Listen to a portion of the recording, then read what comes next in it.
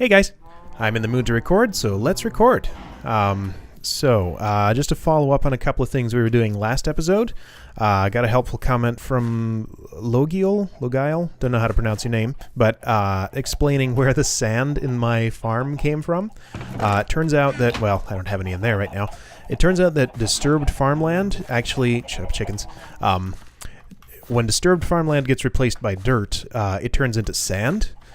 So one thing that makes me think is that maybe you could use this farm as a quick dirt to sand conversion device. Like if you just put a block directly on top of all this farmland, it seems like it would convert immediately. Heck, let's try that.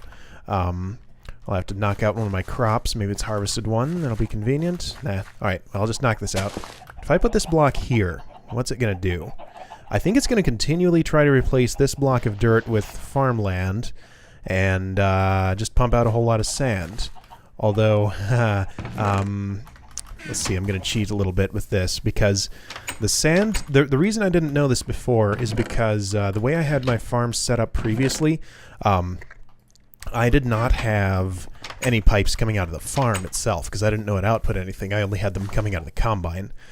So I'm going to put a piece of sand in there. Now, I want to give this a little more power and see if it does stuff. Get a redstone energy cell from over here, and I don't have a crescent hammer on me.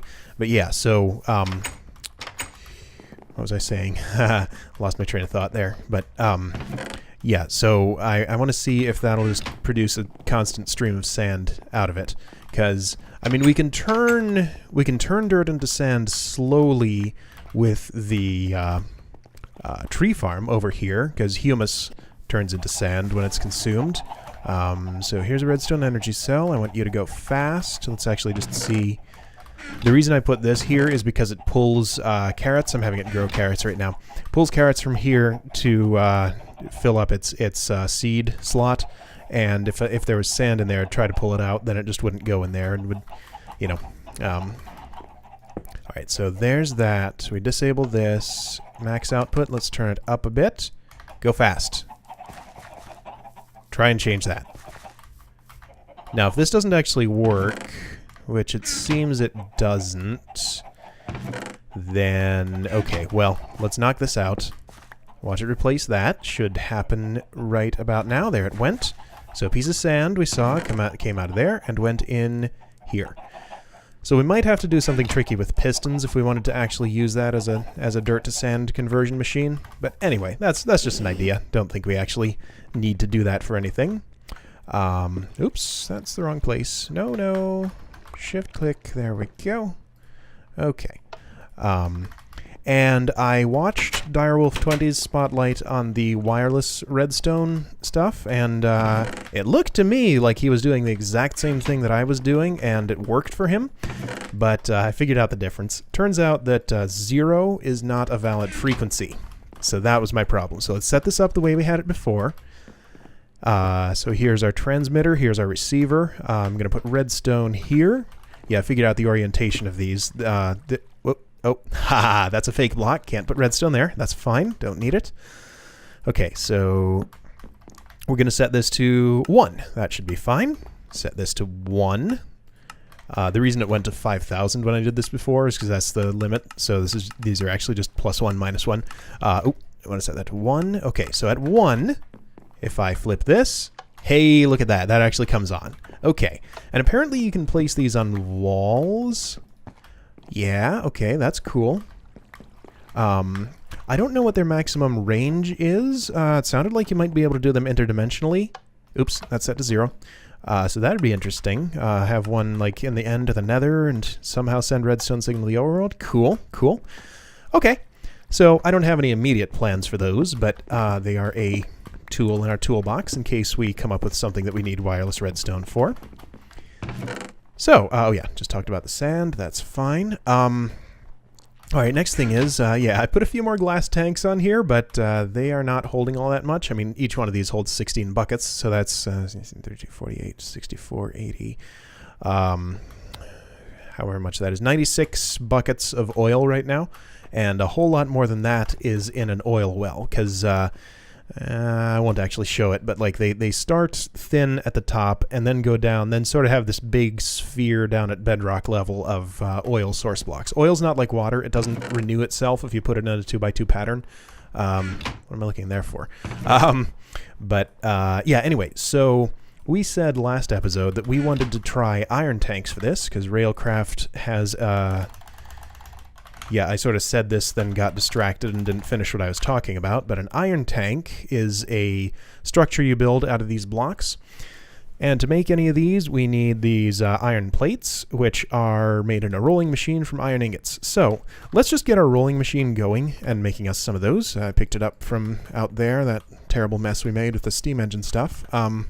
May talk a little bit about steam engines this episode. Oh yeah, made a whole bunch more of these energy conduits. Now...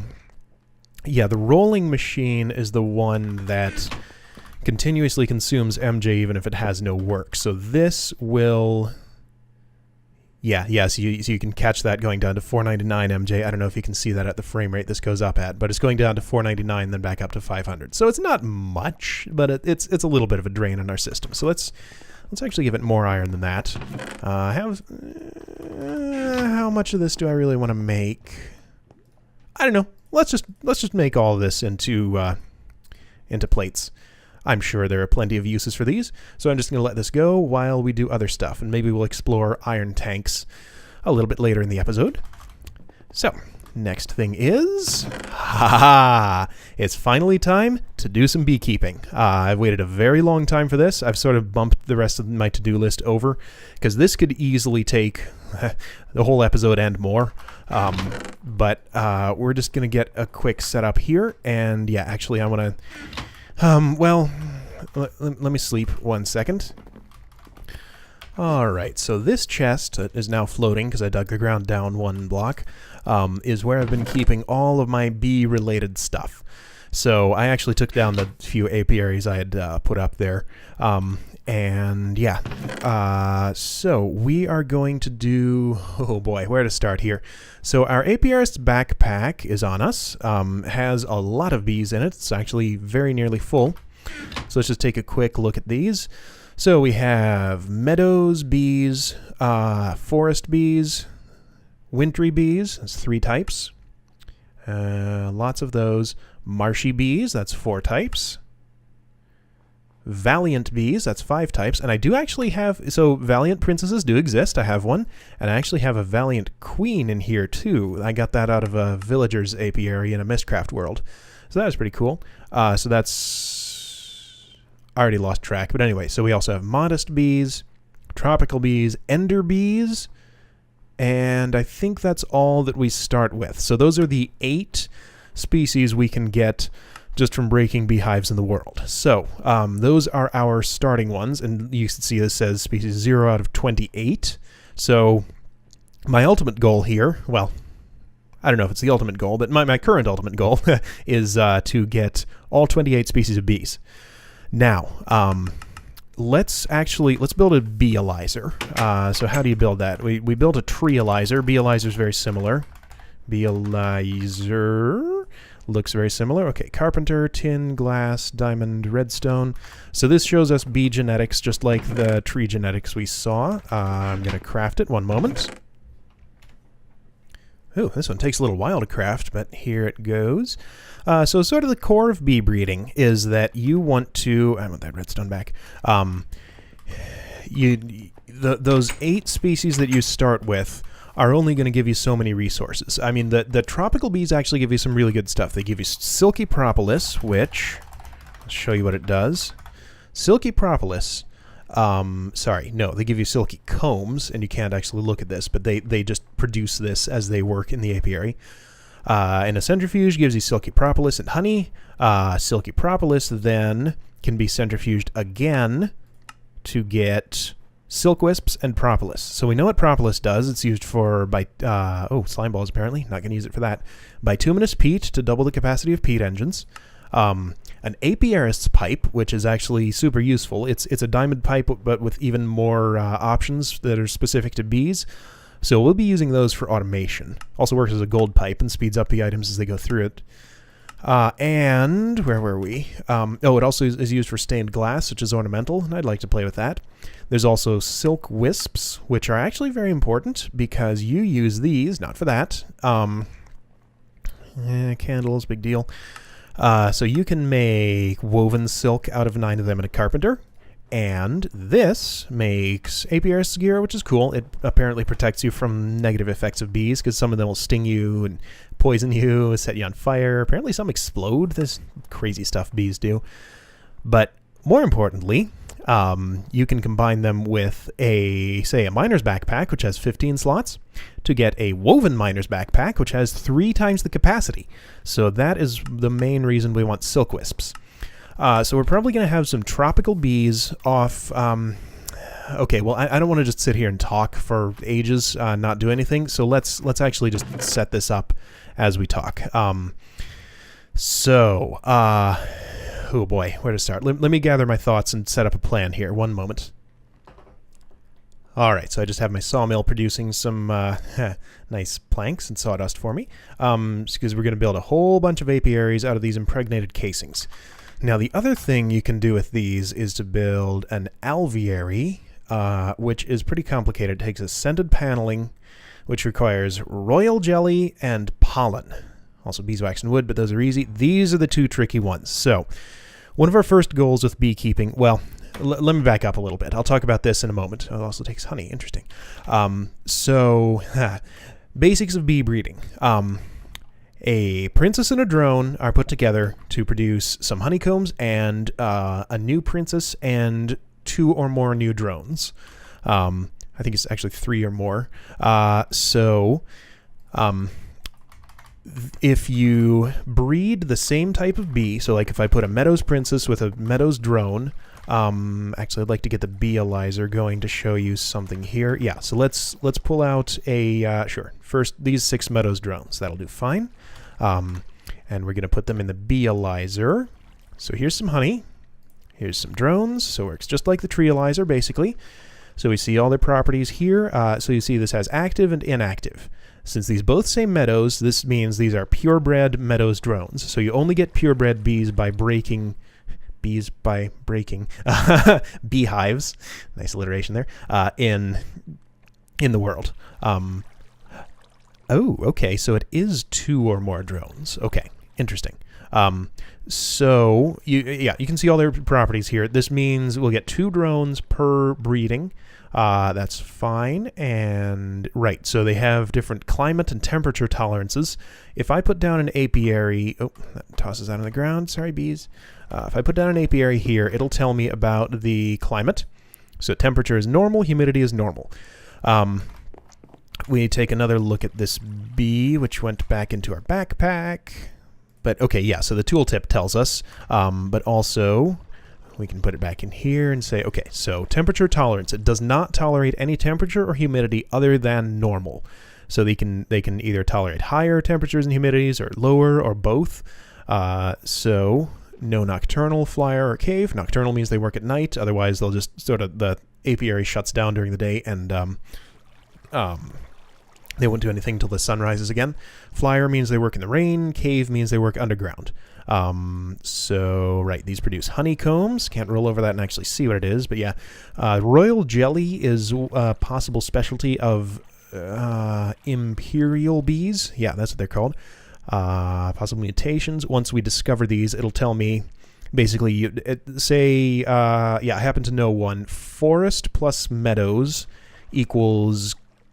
It's either common or cultivated. I think it's cultivated. So I would see like a blue outlined bee here and then a sort of indigo outlined one, which is cultivated. But we'll see that in a bit. Not interested in that. Okay, so right, basics are, if you put 2 purebred bees together, purebred princess with a purebred drone, they'll always give you more purebred drones and princess back, because you only get 1 princess per thing. Got to take those out, so that keeps going. If you interbreed your bees, so like I said, if you put a forest drone with Meadows Princess, or vice versa, you may get a cultivated, I think that's right, it's either cultivated or common bee back. So that is sort of the basis of getting all 28 species of bees together. So let's just start with a few basics here. So I'm going to put down an apiary. Yeah, heck, let's try that. Oh, before we get that, so the reason you'd want to do purebred bees, here, let's do this. 1, 2, let's just put them all in a row. No, 1, 2, 3, 4, 5, 6, 7, 8. Okay, so these right here are going to be for the 8 species I have, and actually we can't do that because, all right, let's look at the properties of the 8 basic bee species first. Goodness, that's a lot of wood. Actually, I'm going to make these into apiaries just to get them out of my inventory. I'll just show this once and then do it a whole bunch. So it's 3 wooden slabs plus 5 wooden planks plus an impregnated casing for an apiary. So I'm going to want a bunch of those. I'm going to craft a bunch of those. One moment. All right, 32 apiaries ought to do it for now. That's 8 times 8. So wait. No, it's not. The 64. Never mind. Okay, so 32 might not be enough, but that would, if I had 64 of them, let us interbreed each type with each other type. But we're not going to do that right now. I did that in a creative world just to figure out a little bit more about this. But anyway, so we're going to look. I pulled out one of each type of bee we can get in the world. So forest bees. What are we looking at here? Right. Mainly for now, we're looking at their temperature and humidity tolerance because we're in a forest right now. And that's important to know because it has normal temperature, normal humidity. If I put down an apiary right over here in ice plains, we would see it is icy and normal. Icy is 2 below normal, and humidity is still normal. So if we go over to the swamp, yeah, that's one of the reasons I picked this spot, because it's the intersection of 3 different climates. It's normal and damp. So if bees want something damp, we take them to the swamp. If they want something cold, we take them here. If they want hot and arid, we take them to the desert, which is unfortunately a little farther away, but we do have one over there. So we're going to look at these bees' properties. Yeah, so forest and meadows are both normal. Marshy, I'm guessing, is going to be normal damp. Yeah, normal damp. So this, the way it says here, so you see both 1 on temperature and humidity tolerance.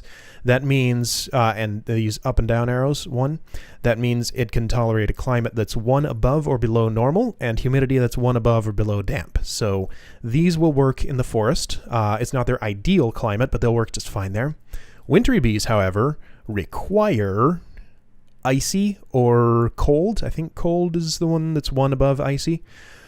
And normal humidity. So we'll have to put these in our in a snowy place in order for them to even work. Because let's see. Well, I won't actually do that now. Do I have a wintry queen? I'll bet I don't. I only have a couple of queens because the only ones I have came from. Okay, no, just Meadows and Valiant and Modest. Okay. Well, I can demonstrate with Modest. Actually, yeah. Let's go ahead and analyze her. So we put this in here. Yeah, they like different flowers. Have to have cacti around for these modest bees. These are the ones you find in the desert. So this requires hot and arid.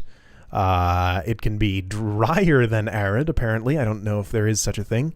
Or hotter or colder than hot. I think hellish is the one above hot, and warm is going to be the one below it. So these cannot work in this biome, so we're going to have to put those in a hot, dry place. Either a desert or the nether would be our 2 best choices. Bees bred in the nether do some special stuff, but we're not going to get into that yet. So I just want to look at the rest of these things' properties. Now, I don't know about the ender bees. They require, okay, cold or up 1. Yes, so it is cold. So these will work in the overworld right here. Good. Tropical requires warm damp, but can tolerate normal. And Valiant, I believe, is normal. Yeah, normal with no tolerance. Okay. Now, The value in these purebred bees is you can use them to continually produce a stream of drones. So basically, your princesses are limited by the number of hives you have broken out in the world, because you only get one princess back per breeding, but you get multiple drones. If you mix your drones with different types of princesses, you'll get hybrids, and eventually, if you keep mixing the same type of drone with a princess, you can turn them into purebreds. So if I want a bunch of Valiant princesses, for example, I could, so I'd breed this with a Valiant drone. Let's actually do that right now. And these want flowers, so let's get some of those, which I have in here. Or, there's flowers there. I'll just put them in this apiary. Okay, so Valiant princess in here. We need a Valiant drone to pair with her. Can't go that way. We'll go this way. Or actually, no, better yet, we'll use our Valiant queen. So a queen is a princess that's already been mated with a drone. So yeah, I got this one out of a villager's apiary. So we'll identify her just in case. Yep, okay, normal one. I mean, of course it is. So we put this in here. Oh, no, we need some frames. Villagers sell you stacked proven frames. And if you... they're one of these weird items that don't normally stack, but if you have a stack of them, you can sort of compact them into one stack, and you know, well, don't worry about that. So anyway, proven frames in here, Valiant Queen in here. So she'll send out her drones to make sure the environment is happy. If they don't find flowers, it'll tell me no flowers in the area, but that's fine. There are flowers here. So this is going to produce for us a Valiant princess, and how many Valiant drones? Let's see. So we put this in here. Fertility 2. Okay, a Valiant princess and 2 Valiant drones. So I can do that as many times as I want. I'll always get a purebred Valiant princess back and two purebred Valiant drones. I have to use one of those drones to breed again, but basically that produces a continuous stream of drones. So, as long as you have at least one purebred princess of each type, then you can produce as many drones as you want and eventually turn other princesses into that type. So that's how you get purebred bees of different species in the 8 that come with beehives out in the world. So, I'm going to do a couple of breeds that I happen to know are valuable here. Why do I keep going over there? My flowers are in here. I'm just going to stick a couple of flowers randomly around here. And let's do Meadows drone with Forest Princess here. We're going to crossbreed these two. I know I have at least one more Forest drone, so I'm not worried about consuming this for a hybrid. I need to give that some frames. Proven frame. I want to use all proven frames. I'll just toss my my other types because they're pretty useless. Or maybe I'll use them up. I don't know. Because a proven frame has... Where's my advanced tooltips? Where's my advanced tooltips? Does it not show durability anymore? Okay, well that has durability, but I don't see it on these. Okay, this one has it. Okay, so impregnated frames are 240 durability max. Untreated frames are only 80. Proven frames are like 500 something. I don't know why this isn't showing me durability. Maybe it's because it's in the... I don't know, but it's 500 something. Anyway, and durability just goes down as the bees do their thing. Yeah, okay, so these have produced cocoa combs. Very interesting. And sugar. Ha! Okay. So that's what Valiant bees do, apparently. And as we've seen before, you just put the honeycombs in a centrifuge to get their products out. Let's see what a cocoa comb does. Cocoa comb. It's kind of fun to say. All right, so cocoa comb goes into, that's a squeezer. Centrifuge.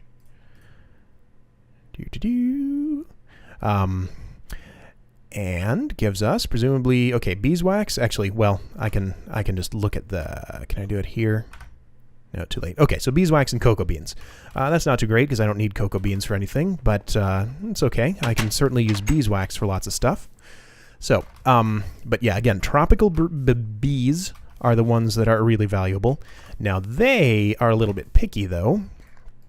They are not okay with normal flowers, so they will work in this climate. At least purebred ones will, because they have this tolerance. Breeding bees can change their tolerances, because like if I crossbreed this tropical princess with another kind of drone, her tolerance may get set to less than this, so I wouldn't be able to use her in this biome anymore. But what was I looking for? Right, so flowers, jungle. What this means is, I believe ferns and vines both work. So I don't happen to have any of those around, so I'm going to go get some vines. That's right, I have a swamp right here. All the vines you could ever want. Okay, so here's some vines. Chainsaw away because it's noisy. And I believe it's a radius of 4 around the apiary where they have to find whatever flower they want, or plant life. So here's some vines. That should satisfy any tropical bees we want to put in there. So we want purebred tropical bees in here. Because we just want to have those going all the time producing silky propolis for us. But we'll also do hybrids with different tropical bee types. I don't have to analyze these because I know these are purebreds, so I'm just going to not bother. Okay, need more frames. Always shorten the frames. I'm using the unstacked ones just so that we can compact them down a little bit. It's nighttime, so these aren't working. However, valiant bees are nocturnal, as you can see on the tooltip, so they're just going to keep on going. Right. So, we have a hybrid pair here. This is Forest Bean with Meadows Drone. Now, let's see. Alright, well, I'm going to sleep so that these can keep working. I pretty much just want to get common and jungle bees are the ones that poison you. So or tropical bees. If I stand here for a little bit, they should be poisoning me, but they're not. Okay, maybe I'm wrong. Because yeah, that's what the apiarist's gear is for. But for some reason, they're not doing it. Anyway, so I could spend hours talking about this and doing it, but for this episode, our goal is just going to be to get, say, a common bee and a cultivated bee so that we can see their properties. So this was Meadows Drone with Forest Princess. Let's try the other way around. Forest Drone with Meadows Princess. So here's a bunch of Forest Drones. I'll just take one out of that stack. And a Meadows Princess. I'm going to stick those into this apiary. And let them go. Oh, no, frames again. Oh, come on. All right, here. Take a flower. There's the frames. Not this one. Okay. So we're just going to let those go, and we'll do some other stuff while they do their thing. Yeah, once this meter hits 0, we've already seen all that. You know, you get the bees back out. Anyway, so we're going to take a break from beekeeping and do some other stuff. I'm going to empty my inventory real quick. Our rolling machine has made us quite a lot of iron plates now, so let's play with them and try and set up an iron tank. So an iron tank is volumetric liquid storage. The size that you build it determines how much its capacity is. So let's build first. We need some iron tank walls, iron tank gauges. Maybe those are unnecessary, but I like them. And iron tank valves. So we need some iron bars, levers, glass panes, and just iron plates. Okay, so a little short on glass panes actually, but that's okay. I don't think we need a huge number of these. Let's go for a 3x3x3 tank first and see what that thing's capacity is. So let's see, how much is that? Let's just make a whole bunch of these. So I'm fairly certain that's enough. And how was that? No, that's wrong. It was I need more glass panes than that, I think. Happen to have some glass here, fortunately. So here's some glass panes. Let's just make however many that is. No, let's only make a few of these. Okay, so 16. Sure, that's fine. And an iron tank gauge. We need iron bars. Iron bars. I'll make... this makes 4 of them. I think you only need... It's either 1 or 2 per tank. I'm not entirely sure. But, okay, so I'm just going to set this up right here and see if we can figure out how it works a little bit. What I'm thinking is I want to put this oil into storage like down in a basement that doesn't exist yet, but I'll dig one. I have a bunch of ideas for things to put down there. Basically just the bowels of my power generation systems, and this could be part of that. So let's put... So these, I believe, let you see inside the tank, so you can just sort of visually inspect what's going on, and I've done this... Well, okay, sure. Let's build it 3x3x4 then. So like this. Hopefully I'm getting this right. I'll know in a moment if I've done it terribly wrong. The valve is where you insert or extract liquids, and I am actually out of iron tank walls. Wow. Okay, give me a few more of those. So this should have turned into what have I done wrong? Oh no, it's right, it's right. Yeah, okay. So those have all joined together into a single item, iron tank, with a capacity of, that is a lot, 576 buckets. Okay, I'm curious. Let's see how much it is with, can I just like take out this bottom layer and stick another one of these right here? No. Okay, so the corners have to be solid, I guess. Okay. Come on. Alright, so make the corners solid. So how much does a 3x3x3 iron tank hold? Oops. What have I done wrong? Maybe that's an invalid structure for some reason. Okay. Maybe 3x3x3 is too small? I don't know. So, alright. So 3x3x4. Alright, so 576 buckets. Let's just verify that we can do the normal tank interaction stuff with this. So I'm just going to put some milk in it. Sure. So let's see. I stick this in. I can't stick it in there. Can I stick it in here? No, I can't. Why not? Because that's not a valid tank. Haha, I forgot about that. Okay. So let me rebuild this. There we go. Now it's a valid tank again. So it's a... Oh, that was weird. Capacity updated as I was looking at it. Okay, so we're going to stick some milk into it. Can I stick it into any slot? Yes, I can. Okay. So you can't even see it because this has such a large capacity, but it's in there. One bucket of it. Can pull it out of any block in the thing, so I got my milk back. Cool. Okay. So that's just a much more space-efficient liquid storage, because seriously, 576 buckets as compared to the 96 of this tower of tanks. All right, so I'm going to stick one of those down in my basement and pump out the rest of that oil well. So at some point we'll look at the refinery. It's kind of like the oil to fuel equivalent of the still, which does biomass to biofuel. Fuel is used in... The main thing I'm interested in using it in is a petroleum generator, which is like the biogenerator, but apparently gives you a lot more fuel, because oil is non-renewable, unless you exploit that liquid duplication bug I showed with liquiducts, but I'm not going to do that. So, yeah, just wanted to show how iron tanks work and, well, figure them out myself so I can use them for this system.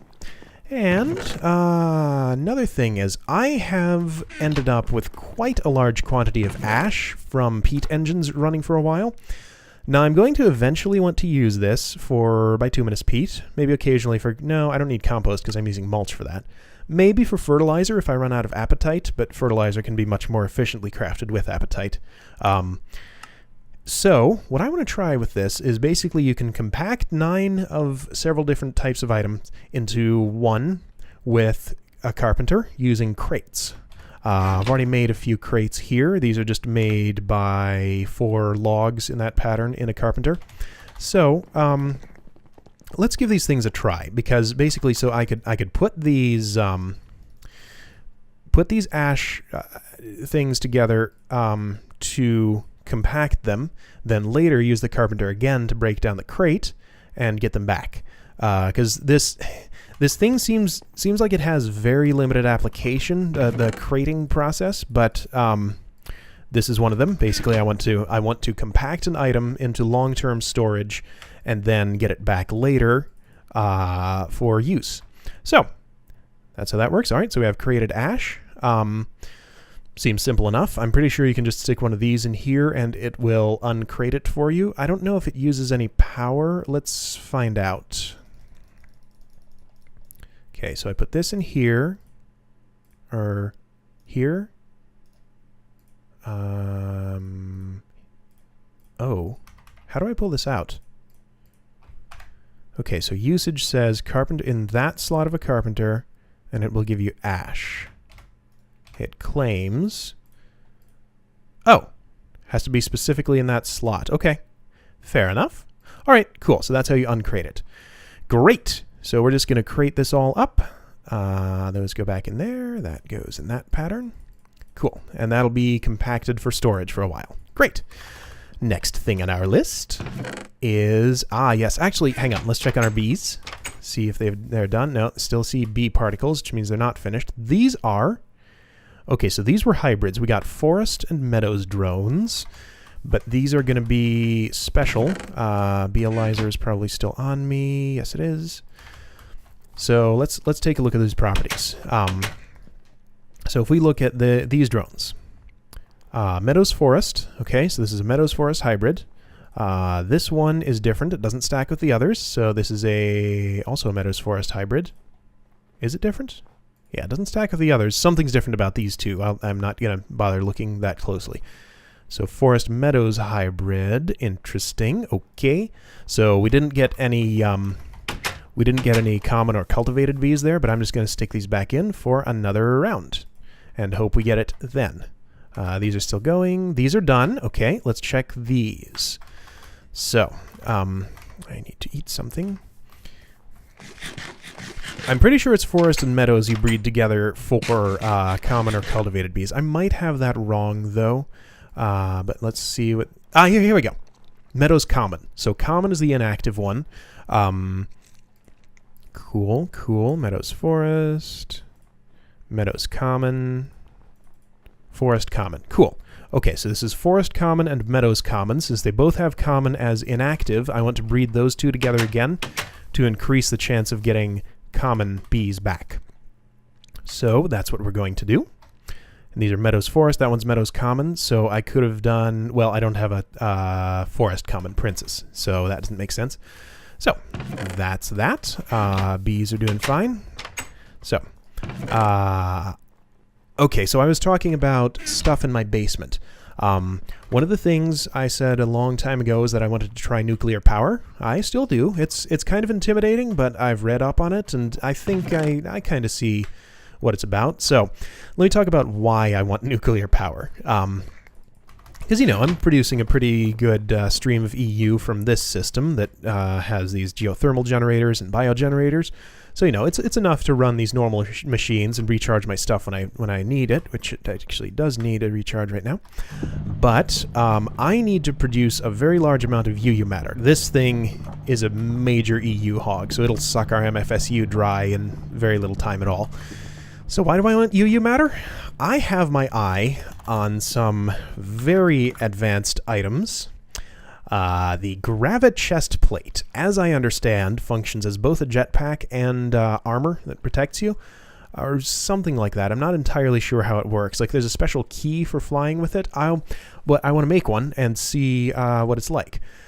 But the crafting recipe for this thing is just absolutely insane. So it requires quantum suit body armor, which is 4 iridium plates. Nano suit body armor, it's an energy crystal, lapotron crystal, it's another diamond. These 4 superconductor covers, each one of these requires 2 iridium plates, and glass fiber cable requires diamonds again, and these require more of those things, and yeah, it just goes on and on and on. So I did the math, and the ultimate lap pack, we looked at that before, so the cost of crafting this thing is just absolutely insane. I did the math. It is, looking at my notes, 56 diamonds and 160 iridium ore total. And each piece of iridium ore requires 7 UU matter to craft. So, if I ever want to be able to build that, I need to produce a ridiculous amount of UU matter. There is another item called a Vajra. I don't know why it's called that or what that means, but I have heard that this is really awesome for mining. I'm guessing it knocks out a whole lot of blocks really quick and puts them in your inventory or something, but I just want to make it and play with it. This one is not quite as expensive as the Gravi chest plate, but it's still cost... Now, the item is a Vajra, but it requires a Varja core. I don't know if that's a typo or what, but anyway. So this requires more iridium and superconductors, so did the math on this one, and it's 17 diamonds and 56 iridium ore. So quite a bit cheaper than the Gravi chest plate, but still kind of insane. So that is why I want more EU generation for UU matter production. Yeah, those are really long-term goals. It's going to be a very long time before we get there. So, a very basic step on the way to nuclear power is going to be to create a reinforced room where if a reactor blows up, it won't blow up our entire house. I kind of overstated the size of the explosion when I was talking about this before. Like, it's only... Oh, jetpack's in the thing. If a completely unprotected nuclear explosion went off in the very center of this house, it would probably take down the whole thing, but it wouldn't really damage the surrounding area from what I've seen in testing in creative mode. But still, you know, I don't want my entire house to blow up. And IndustrialCraft nerfs the blast resistance of obsidian, so I can't just surround the thing in one layer of obsidian and call it good.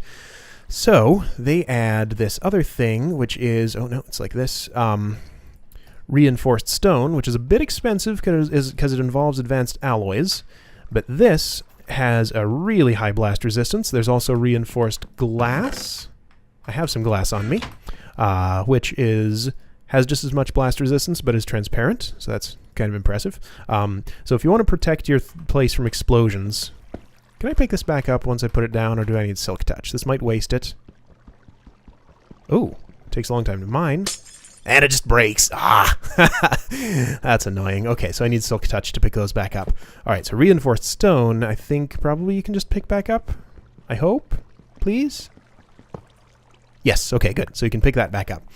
But yeah, and it's a pretty good looking block, too. I like the way it looks. It's like the smooth stone slabs. But anyway, so a 3-layer thick room of reinforced glass and stone will be enough to stop a nuclear explosion from doing any damage to the surrounding area. So basically, I want to pick a spot down here and set up a 3-layer thick place for my nuclear reactor.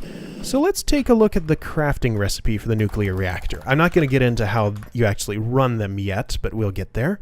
So 3 reactor chambers, a generator, and an advanced circuit. Reactor chamber is just that. Machine block and dense copper plates. There's just 8 copper and a compressor, so not too bad. Apparently nuclear reactors take a lot of copper to run because you use these dense copper plates for all sorts of stuff. Yeah, you fuel them with uranium cells, and there's a complicated way you have to lay stuff out in its inventory so that it doesn't overheat and explode. But anyway, so...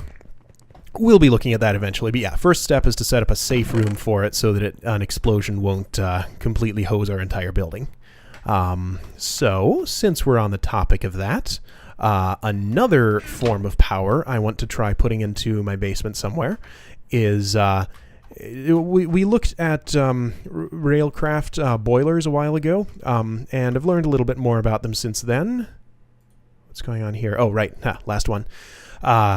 And apparently, so if you build a very large high-pressure boiler, 36, I think, blocks, and it has a very high steam capacity and takes like several hours in real time to heat up. But once it does, apparently it's very fuel efficient, produces steam that you can use with, is it industrial steam engines? Yeah, industrial steam engines to produce MJ pretty efficiently from burning stuff. So... one of the things I thought, I happened to be spending some time at a blaze spawner and got a tier 5 blaze soul shard. One of the things I thought was that we could have a blaze powered boiler. So we just stick this down somewhere in the basement where it's out of range and I don't hear the clang, clang, clang, clang of them dying all the time. You know, auto kill them, collect their blaze rods, burn those in the boiler to keep it powered up, have some aqueous accumulators down there, or maybe don't need one, to keep it supplied with water, and there we have infinite steam. So that's something I'd like to set up at some point. Just wanted to talk about it. I'm not going to actually do anything toward that.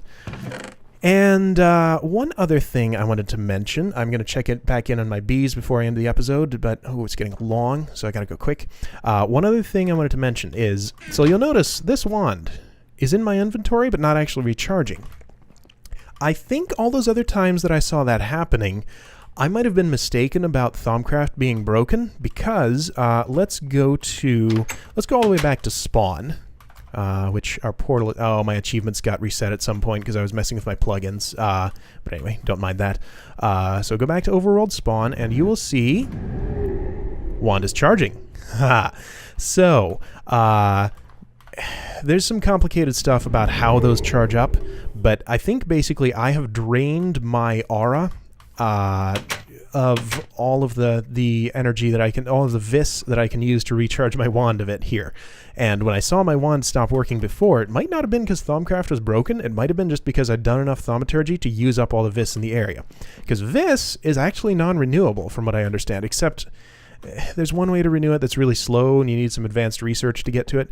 So I'm not going to regenerate the aura with this. I'm going to leave it and figure out how to deal with the fact that I've drained it. So we need to do some Thaumcraft research. A few people wanted to see more of that. And yeah, I'd like to get the Goggles of Revealing, which shows you your aura and its properties. And take a look at that and try and see if we can renew it somehow. But anyway, let's check on our bees. So I have Valiant Princess and Forest Drone. What? These were purebred Valiants. Why do we have Forest in there? Where's my Beealizer? These are purebred, right? Valiant Forest? Did I? What? Okay, maybe those weren't purebreds in the first place. That's really weird. Okay, well, I'm going to put these back in and hope I get a purebred Valiant Princess. That might not be enough slots. Let's just pull those out. Fill up my inventory. These are still going. All right, so I'm going to wait. I'm going to cut away here because this episode's way too long already, and we'll see what results we get out of our other bee hybrids when we get back. So one moment. All right, while I was waiting for my bees, I just went ahead and put this iron tank down here, so it is slowly filling up with oil. I need to go re-enable the pump over there because I had it shut off because these were full, and I'll move that down there at some point. But anyway, so we have most of our bees have finished. The Valiant ones are still going. That should finish by the time we're done looking at these. Yeah, they've spread new flowers there. So we got a common princess. That's good.